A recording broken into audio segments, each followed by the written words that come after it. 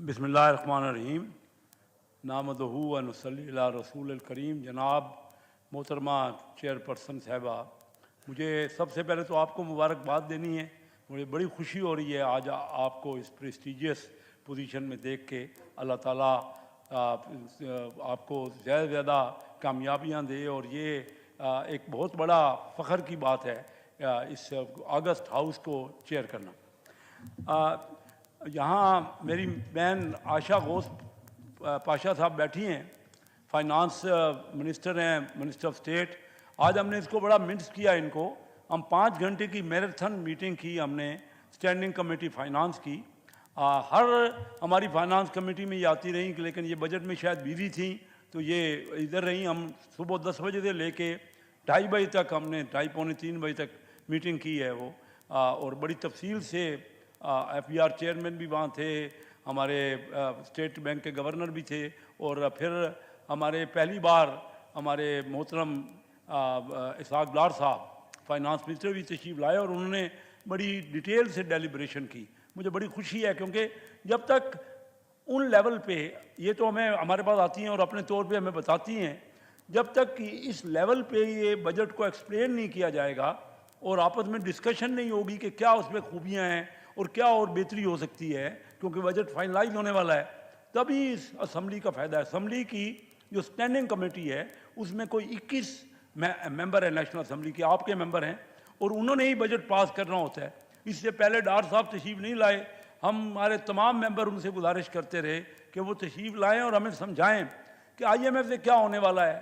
उसके अलावा जो बजट दिया है उसमें क्यों 9,200 अरब रुपए का बजट आपने रखा है, हालांकि पिछली बार आपको 7,400 भी रेवेन्यू पूरा नहीं हुआ। तो वो उन्होंने हमें समझाया है। देखिए कल या परसों ख्वाजा आसिफ साहब ने तकरीर की और वही मेरी बातें जो मैं बड़े अरसे से कर रहा था। मैडम स्पीकर, बहुत सालों से कह रहा था कि ये जो करप्शन है, जो मिस एप्रोप्रिएशन है, जो स्मगलिंग है, हमारा 4,000 अरब रुपए रेवेन्यू नहीं हासिल हो रहा। मुझे खुशी है कि यही बातें ख्वाजा आसिफ साहब ने कल की और वो इनको पता है कि 4,000 अरब रुपए हम और ले सकते हैं। 9,000 अरब का तो इस बार बजट हमने रखा है, पिछले साल 7,200 या 300 हासिल हुआ है। तो ये तो आसान सी बात है। आयशा घोष मेरे से बेहतर जानती हैं कि 21% इन्फ्लेशन इन्होंने कहा है, अगले साल भी 21% इन्फ्लेशन और 3.5% ग्रोथ, तो यही 9,200 बन जाता है। वो तो हासिल हो जाएगा। लेकिन बात यह है कि जो 4,000 अरब रुपए की करप्शन है, जो स्मगलिंग है, जो मिस एप्रोप्रिएशन है, जो वज़ीर दफ़ा कह रहे हैं, खुद कह रहे हैं, तो वो क्यों नहीं वसूल की जाती? वो वसूल करेंगे तो आम आदमी पे खर्च करेंगे। इस साल बेहतर ये हुआ, इस साल मोहतरमा मुझे भी प्राइम मिनिस्टर साहब ने, मैं स्पेशल असिस्टेंट हूँ प्राइम मिनिस्टर साहब का, तो उन्होंने मुझे शामिल किया अपनी बजट की मीटिंग्स में। तो मेरा जोर तो पहले दिन से ही यही है। पिछले 2-2.5 साल पहले आप ये देखिए कि PTI की हुकूमत ने 3 अरब डॉलर, जब हमारे पास डॉलर नहीं है, 3 अरब डॉलर लुटा दिए 580 अमीरों को। आज भी मैं फाइनेंस कमेटी में कहता रहा उनको, गवर्नर स्टेट बैंकों के, मुझे बताएं तो सही वो कौन 580 खुश नसीब हैं जिनको आपने 0% पे या मामूली परसेंटेज पे आपने 10 साल के लिए 3 अरब डॉलर दे दिए। पाकिस्तान को तो 1.1 अरब डॉलर चाहिए और वो भी मिल नहीं रही IMF से, और 3 अरब डॉलर PTI की हुकूमत ने, क्योंकि उनको पता ही नहीं है कि बिजनेस क्या होता है, और वो उन लोगों को दिए जिन्होंने इस्तेमाल भी ठीक नहीं किया, अपने बड़े बड़े घर बना लिए। मेरे जानने वाले हैं वो लोग, मैं उनके नाम मुझे नहीं मिल रहे अभी तक। आज भी मैंने पता किया स्टेट बैंक से, वो कहते हैं कि शायद बैंकों ने दे दिए और बैंकों का नाम खराब हो जाएगा। अगर हमारे मुल्क में इस तरह का नहीं होगा, हम बता नहीं सकेंगे और इस तरह हम बांटते रहेंगे। ये बजाय कि SMEs को देते, छोटे किसी बंदे को देते, काश्तकार को देते, और ख़ुद हुकूमत ने जो ये पैसे दिए ना 87,000 करोड़, उसमें खुद हुकूमत ने तो कर्जा ले लिया और वो कर्जा 21% सूद भर रहे हैं। यानी एक तरफ 580 अमीरों को 0% पे मुफ्त दे दिया, हुकूमत ने वही पैसे खुद कर्जा ले लिया और 15,000 उस पर कर्जे पे सूद भर रहे हैं और उस पर अब टैक्स लगेगा। और पिछली हुकूमत ने किया है। हमारी हुकूमत को चाहिए ना कि उनका पता करें कि क्या वजह हुई, कि वो किधर गई, वो जो मशीनरी मंगाई गई, जो एयर जेट मशीनरी आई या जो सीमेंट की मशीनरी आई, उसकी ज़रूरत ही नहीं थी, उनको मुफ्त मिल रहा था, उन्होंने कहा ये मुफ्त मंगवा लो। अभी मैं जनाब मोहतरमा चेयरमैन साहब से कहूँगा, देखिए हमारा मुल्क था पाकिस्तान जिसने चीन को कारोबार करना सिखाया। मैं पहली बार अपने और कई दोस्तों के साथ गया चीन,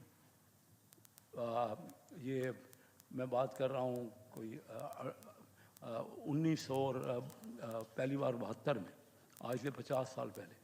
उनको किसी किस्म का कारोबार का अंदाज़ा नहीं था।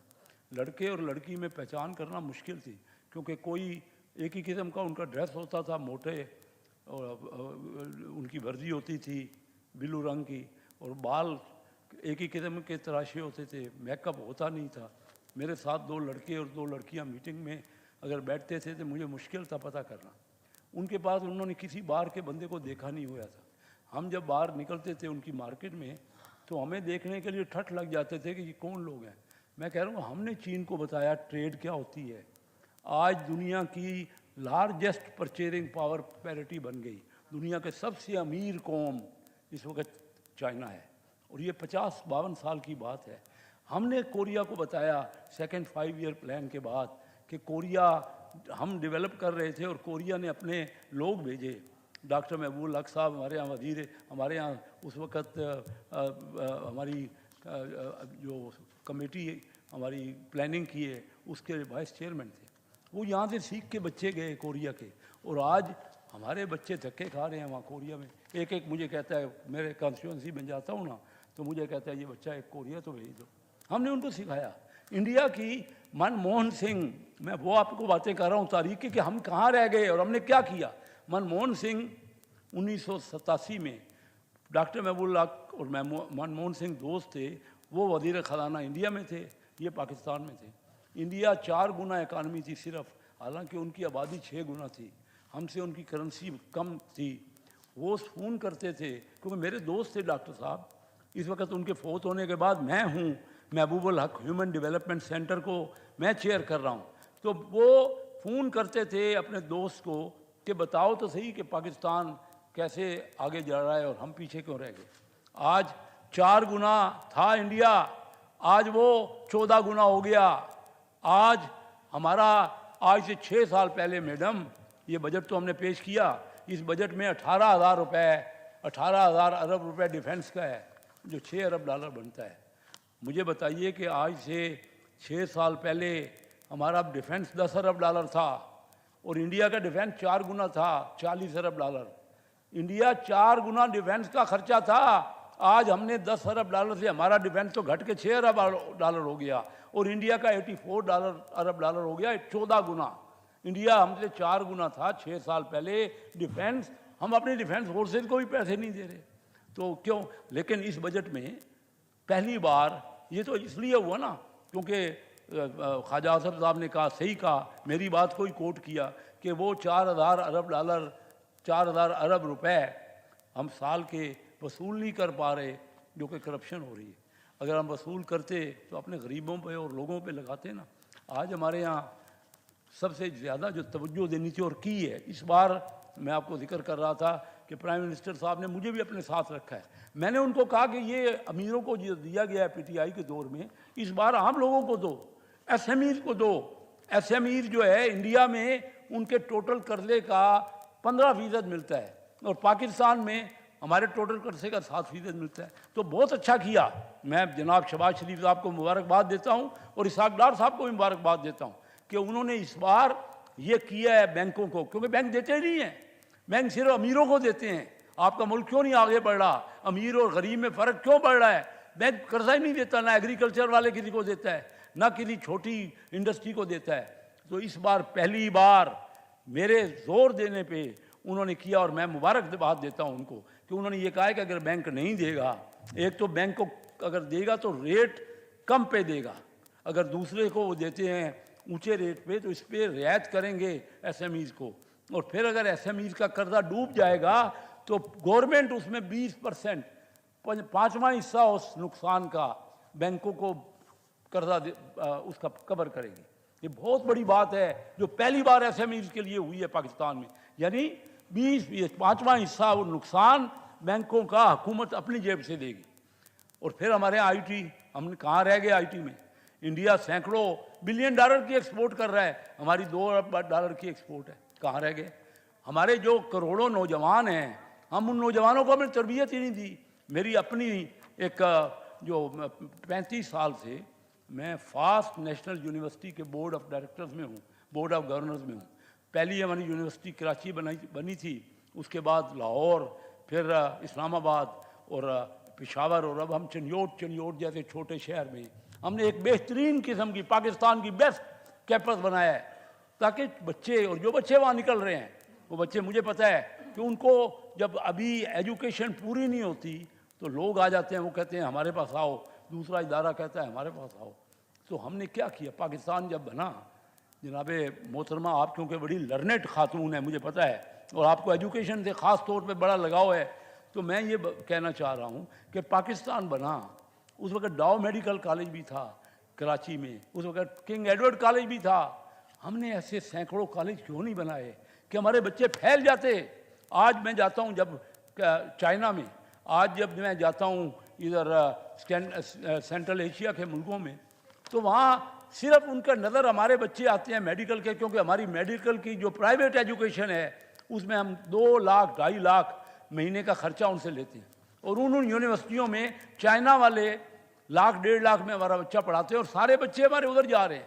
हम अपना नुकसान कर रहे हैं, उनको डॉलर भी भेज रहे हैं, और क्यों नहीं हम अपने बजट पे इनको गौर करते कि हम एजुकेशन, जो हमारा नो हाउ था, जहाँ हमें पता था कि किस तरह एजुकेशन आगे बढ़ती है, ना हमने आईटी की तालीम को आगे किया। अभी इस बजट में पहली बार उस तरफ डायरेक्शन में गौर किया गया है, और ये आईटी के लिए बहुत सी सहूलतें दी गई हैं। मैं देखता हूँ, आप सही कह, उन्होंने टारगेट रखा है कि अगर पिछले साल 2 अरब डॉलर होती थी एक्सपोर्ट, तो इस साल 3.5 अरब डॉलर होगी। तो ये काम हमें करने हैं। पाकिस्तान एक बेहतरीन मुल्क है, जो ये कहता है ना कि पाकिस्तान डिफ़ॉल्ट हो रहा है, वो किसी पागलों की जन्नत में रहता है। पाकिस्तान के टोटल एसेट, मैं बड़े अथॉरिटी से आपसे कह रहा हूँ, पाकिस्तान के टोटल एसेट इस वक्त कम से कम 4,000 अरब डॉलर से ऊपर है, और पाकिस्तान 1 अरब डॉलर के लिए डिफ़ॉल्ट हो जाएगा। शर्म नहीं आती कहने वालों को? क्या करना है हमने? ये 5-6 अरब डॉलर देने हैं हमने। हमारा तो सिर्फ रिकॉर्ड एक ले लें, वही 1000 अरब डॉलर का होगा, तो हमने क्या 4-6 अरब डॉलर के लिए डिफ़ॉल्ट हो जाएंगे? डिफ़ॉल्ट तो वो होता है जिसके पास अपने पैसे नहीं होते। हमारे पास पैसे हैं, हमें कैश फ्लो का प्रॉब्लम है। कैश फ्लो का प्रॉब्लम हम ठीक करते हैं, हम किसी को अपनी चीज़ें दे सकते हैं। आए हमारे मुल्क में इन्वेस्ट करें। हमने मुश्किल क्या की है कि माहौल ये बनाया है कि हमारे यहाँ बाहर का इन्वेस्टर नहीं आ रहा। इंडिया में इस वक्त धक्के खा रहे हैं, बाहर का इन्वेस्टर आ रहा है, 70 अरब डॉलर वहाँ पे पैसा लेके आ रहा है, और हम 1.1 अरब डॉलर के लिए IMF से कितनी शर्तें मान चुके हैं। हम अपने आप को ठीक करें, हम अपने मुल्क को ये ना समझें कि हमारा मुल्क कोई मामूली मुल्क है। और ये जो 9 मई को हुआ है, ये 9 मई को जो हुआ वाक़या, इसमें इतना बड़ी ज्यादती हुई है और की कराई गई है, जानबूझ के वरगलाया गया है अपनी ही मुल्क के खिलाफ, अपनी ही फौजों के खिलाफ, अपनी ही उन डिफेंस इंस्टॉलेशन के खिलाफ। फौज ने बहुत बड़ा एक्शन किया है और बहुत अच्छा रोल प्ले किया है। हम उनके साथ हैं, खुल के साथ हैं। हम हर हफ्ते चनियोट में मैं जाता हूँ और मैं देखता हूँ लोगों में गम गुस्सा है। मैं वहाँ पे हर हफ्ते चनियोट में फौज के फेवर में रैलियाँ निकलवा रहा हूँ। जब तक हम अपने आप को मजबूत, अपने इदारों को मजबूत नहीं करेंगे, लोगों की, हमारे दुश्मनों की नज़रें हमारे ऊपर हैं, क्योंकि हम न्यूक्लियर कंट्री हैं। वो क्या समझते हैं, वो आज अगर फ़र्ज़ कीजिए IMF लाजमी हमें देगा, मैं कहता हूँ, और हमें IMF से लेना चाहिए। हमें IMF से कोई झगड़ा नहीं करना। IMF, हम 23 बार IMF जा चुके हैं, लेकिन ये मुमकिन नहीं है कि पाकिस्तान डिफ़ॉल्ट हो। और ये जो मीडिया और ये जो लोग और ये टेलीविज़न TV पे ये जो पाकिस्तान के डिफ़ॉल्ट की बातें कर रहे हैं, उनको भूल जाना चाहिए। मैं खुद बिज़नेस कम्युनिटी का नुमाइंदा हूँ और उन लोगों में बैठता हूँ। हमारे यहाँ पाकिस्तान में तो इतना बड़ा पोटेंशियल है। आज से 2-3 दिन पहले मंगल को हमने एक बड़ी मीटिंग की। हम इंडस्ट्रियलिस्ट आए और वो मुझे कह रहे हैं कि वो अपनी इंडस्ट्रियों से ज़्यादा वो कहते हैं कि हमारे एग्रीकल्चर में हमें प्रॉफिट है। वो कहते हैं, मैं मियां मंशा साहब की मिसाल दे रहा हूँ, मिसाल नाम लेके बता रहा हूँ। वो कह रहे हैं कि हमने इधर इंडस्ट्री भी लगाई हुई है और इधर एग्रीकल्चर में हमने इन्वेस्टमेंट की है। देखिए हमारा मुल्क तो एक फर्टाइल मुल्क है, हमने अपने मुल्क को डेवलप नहीं किया। आज मेरे दोस्त चाइना गए हुए हैं, वहाँ से वो मुझे मैसेज भेज रहे हैं कि हम ज़्यादा से ज़्यादा आपके एग्रीकल्चर में इन्वेस्टमेंट करना चाहते हैं। तो ये हमारा मुल्क कोई मामूली मुल्क नहीं है, हमने अपने मुल्क को खुद नहीं संभाला। हमें चाहिए कि हम अपने मुल्क को 5वां दुनिया का बड़ा आबादी के हिसाब से मुल्क है, तो हमें अपने मुल्क को और आगे बढ़ाना है। और इसको मिलजुल के सिर्फ ये है कि हम खा अपनी पॉलिटिकल टर्माइल पैदा कर लें। सियासी टर्माइल की वजह से ये हालात पैदा हो रहे हैं कि यहाँ लोग इन्वेस्टमेंट के लिए नहीं आते। हमें इलेक्शन अपने टाइम पे कराना चाहिए। मैं ये भी कहता हूँ कि कोई ये बातें भी गलत हैं जो ये कहता है कि इलेक्शन वक्त में नहीं होना चाहिए। इलेक्शन उस वक्त ज़रूर नहीं होना चाहिए था। मैंने 12 मई 2022 को यहाँ तकरीर करके कही थी कि पाकिस्तान की मईशत वेंटिलेटर पे है, पहले तमाम डॉक्टर मिलके उसको संभालो, उसके बाद हम उसके निकाह या उसकी शादी या उसके इलेक्शन की डेटें भी फिक्स कर लेंगे। पहले मरीज अपना संभाल लो। हमने 1 साल में अपने मरीज को तमाना ही नहीं किया, क्योंकि हम आपस में लड़ रहे हैं। क्या हुआ 1971 में हमारा मुल्क जो 2 टुकड़े हुआ, तो क्या हुआ कि हम पॉलिटिकली आपस में लड़े हुए थे। पीपल पार्टी और अवामी लीग आपस में लड़ी हुई थी। आज बताएं ना कि क्या वजह हुई। क्या इलेक्शन तो होते रहे, उस वक्त भी होते रहे। 77 में हमारे यहाँ मार्शल लॉ लगा, तो क्यों मार्शल लॉ लगा कि कौमी इत्तेहाद का एक मुंह एक तरफ था और पीपल पार्टी का मुंह एक तरफ था। आखिर दुनिया के दूसरे मुल्कों में भी सियासत भी होती है, जमहूरियत भी होती है। कैपिटल हिल में अगर अमेरिका में वो चढ़ गए और उनको 18 साल की कैद हो गई, और हमारे यहाँ वही अमेरिका के कई सेनेटर हमें कह रहे हैं, वो ये बता रहे हैं हमें कि आप ह्यूमन राइट्स का ख्याल करो। हमारे अगर इंस्टॉलमेंट हमारी जो फौजी तनसीबात हैं उन पे वो चढ़ गए, तो हम उसका बेकरार वाकई सज़ा मिलनी चाहिए। और ऐसी सज़ा मिलनी चाहिए कि आइंदा किसी को ख्याल भी ना आए कि हमारे अपने मुल्क की फ़ौजों पे किस तरह हमला करना है। ये पाकिस्तान, ये दुनिया की तारीख़ में कहीं भी नहीं हुआ, किसी जमहूरी मुल्क में नहीं हुआ। तो मैं इसकी पुरजोर फ़ौज की हिमायत करता हूँ। और मैं ये कहता हूँ कि फ़ौज का बजट आज से 7-8 साल पहले इंडिया का 4 गुना था, आज 14 गुना हो गया है। हम अपने मुल्क को कमज़ोर करके जब फ़ौज को कमज़ोर करेंगे तो फिर हमें कौन बचाएगा।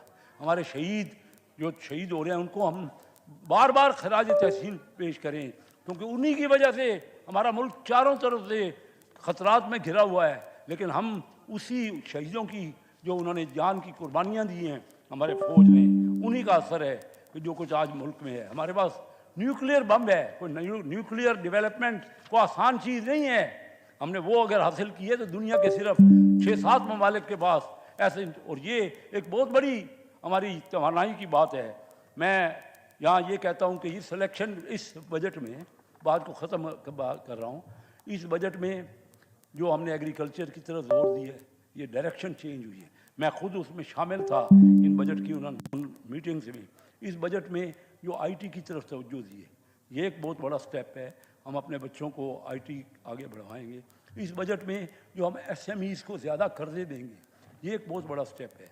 इस बजट में जो एग्रीकल्चर में हम 50,000 जो ट्यूबवेल्स को हम सोलर पे चलाएंगे, ये एक बहुत बड़ी एडवांटेज है। इस बजट में हम एजुकेशन पे जोर दे रहे हैं। एजुकेशन, हमारे करोड़ों लोग, दिमाग है हमारे पास। दुनिया का सबसे बड़ा एसेट जो है वो लोगों का दिमाग है, हमने उनको इस्तेमाल नहीं किया। और ह्यूमन डेवलपमेंट में हम सबसे ज़्यादा तवज्जो करें। और जो ये खदशात हैं कि पाकिस्तान जो है वो कहीं कोई खुदा न खास्ता उसको कुछ हो जाएगा, तो ये बिल्कुल ख़तरात हटा दें। फिर आखिर में मैं ये कहूँगा कि मेरा शहर चिन्योट है, ये एक तारीख़ी शहर है, 2-2.5 हज़ार साल पुराना शहर है। इस शहर में आज जाके देखिए कि वहाँ पे जो गटर हैं वो उबल रहे हैं। वहाँ पे गलियों में पानी, मैं जाता हूँ मेरे घर के सामने, वहाँ पे गलियों में पानी होता है और गंद पड़ा होता है। ये इस तारीख़ी शहर को, जो कि आपका टूरिस्ट प्लेस है, अगर दरियाए चनाब के किनारे वो शहर है मेरा, उसकी सारी इर्द गिर्द की सड़कें ख़राब हैं, कहीं से वहाँ आना मुश्किल है। वहाँ लकड़ी का बेहतरीन काम होता है। पिछले भी आप तशरीफ़ लाए जनाब डिप्टी स्पीकर साहब, पिछले भी मैंने जब तकरीर कर रहा था तो आप यहाँ तशरीफ़ रखते थे, और मैंने उस वक़्त आपसे कहा था कि यार मेरे पास आ जाओ कि मैं आपको वहाँ तोहफ़ा देना चाहता हूँ फर्नीचर का। तो तोहफ़ा तो शाहखाने में तो जमा नहीं होगा। हैं जी, अगर क्या कह रहे हैं क्योंकि जब आप आएंगे तो देखेंगे ना कि रोडों का हाल क्या है। नहीं शेख साहब, वो मैंने कहना था कि वो तोशाखाना में तो जमा नहीं होगा तोहफा हमारा। वो जमा हो भी जाए तो क्या फ़र्क पड़ेगा, मुल्क को फ़ायदा ही है ना, अच्छा खासा फर्नीचर देंगे। लेकिन देखिए आपके आने से लोग खुश हो जाएंगे। हम आपके एजाज़ में बहुत बड़ा फंक्शन करेंगे, क्यों चिन्योट एक तारीखी शहर है। देखिए ना, इंशाल्लाह आएंगे जी आपके यहाँ। वहाँ यार वो देखो ना, वहाँ नालियाँ उबल रही हैं, वहाँ पे सड़कें ख़राब हैं, वो तारीखी है। दरिया चनियाब के किनारे है, हज़ारों साल का शहर है। अब ये हमें कोई दरिया पे अच्छा सा रिजॉर्ट बना दें, आप वहाँ पे कोई अच्छा बाग बन जाए, पूरा फैसलाबाद डिवीजन का एक ही इलाका है चिन्योट जहाँ पे ये रिजॉर्ट बन सकता है। और फिर सीवरेज का मुझे सिस्टम कर देखिए, आज दुनिया में आज 21वीं सदी की बात है, हम कहाँ रह गए। हम तो अभी वो नालियों से ही नहीं निकले कि जो जहाँ हर जगह पानी, मेरे घर के सामने जब मैं जाता हूँ वहाँ गंद पड़ा होता है। डीसी साहब को हर बार मैं यही कहता हूँ, फ़ोटो दिखाता हूँ कि मेरे घर के सामने तो बहरहाल जनाब स्पीकर साहब, आपसे हमें बड़ी तवक्को है। और अगर वो तोशा खाना में भी जमा हो जाएगा तो कोई हर्ज नहीं है। तोशा खाना भी पाकिस्तान का ही है ना जी, पाकिस्तान के उसमें ज़खायर में इजाफा होगा और एक खूबसूरत चीज़ होगी तोशा खाना में जमा। बहुत बहुत शुक्रिया जी, मैं बड़ा मशकूर हूँ कि मेरी शुक्रिया जी, शुक्रिया जी। Thank you.